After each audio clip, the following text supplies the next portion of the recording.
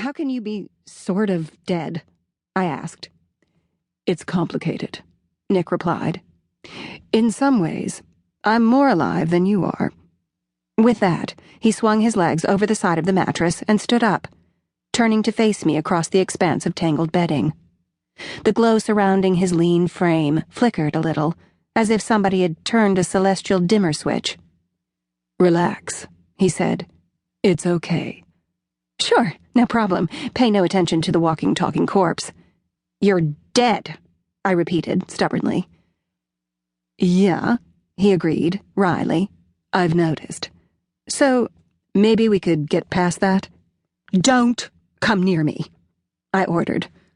Pure bravado, of course. I'd read The Damn Fool's Guide to Self-Defense for Women and practiced all the moves on Bert, who was a genuine badass. But if there was a chapter on phosphorescent assailants, I must have missed it. Nick tilted his dark head to one side and looked pathetic, though still damnably handsome. Apparently, being deceased was neither messy nor strenuous. His suit was wrinkle-free, if slightly out of fashion, his hair sleek, and there was no sign of his hallmark 5 o'clock shadow. No tire marks, either, thank God, and no blood, guts, or jutting bone fragments. He must have read my mind. With a sad grin, he looked down at himself before meeting my gaze again. Hell of a patch job, though. You should have seen me before the mortician did his thing. He shuddered. You haven't lived, so to speak, until you've seen yourself lying in pieces on a slab. Definitely not a pretty sight. I winced. Thanks for sharing, I said. At least we were on the same page with the dead thing.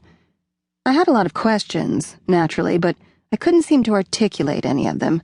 Shock does that to a person. Another fetching grin. You cried at my funeral, he reminded me, with pleased modesty. I stiffened.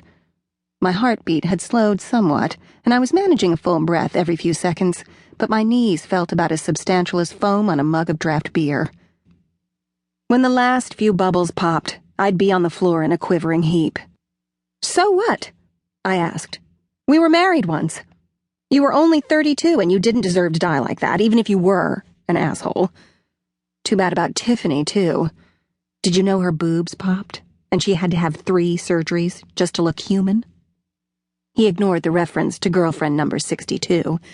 At least she was post-divorce. The first 37 could probably be slotted neatly between I do and go to hell you bastard, I'm taking back my maiden name. Black isn't your color, he observed, gently, starting around the end of the bed, heading in my general direction. I backpedaled. Stay away from me.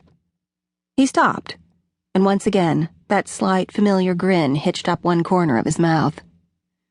You looked for all the world like the classic grieving widow that day, he reiterated. Divorce or no divorce, you weren't over me.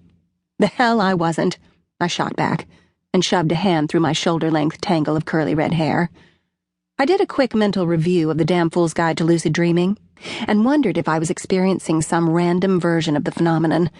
I pinched myself, blinked a couple of times, and sighed. Nick remained still there, which meant I was awake. The jury was still out on whether or not I was lucid. I'm sorry about the other women, he said, sweetly.